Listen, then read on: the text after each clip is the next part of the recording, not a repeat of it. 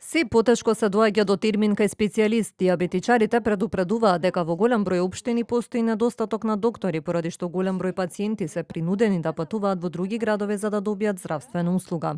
Ова не само што значи финансиски товар за лицата со диабетес и нивните семејства, туку и неможност за навремени прегледи со кои би се спречиле компликации. Националните програми се само на хартија, додека во реалноста проблемите се таложат, вели првиот човек на Сојузот на диабетичари. Нема термини, нити за офталмологија, за очно, нити за бубрези, нити за кардиологија, и секој се снаѓаме сами, што е многу лошо, и нема ред и немаме можност навреме да ги решаваме проблемите. Имаме сознание дека расте бројот на компликации и расте бројот на лица кои што земаат дополнителна терапија, која што е многу штетна за здравјето на луѓето со диабетес.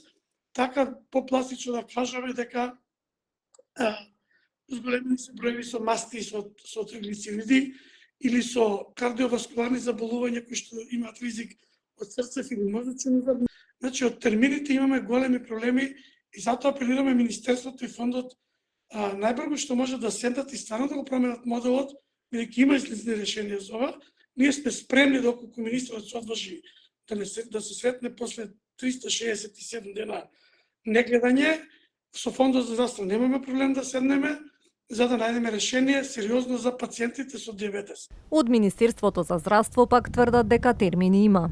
Пациентите со диабетис имаат достапни термини во вкупно 37 центри за диабетис низ целата држава. Овие центри континуирано функционираат во сите општи и клинички болници низ државата, а во градовите каде што нема болница, центрите за диабетис функционираат во рамки на здравствените домови.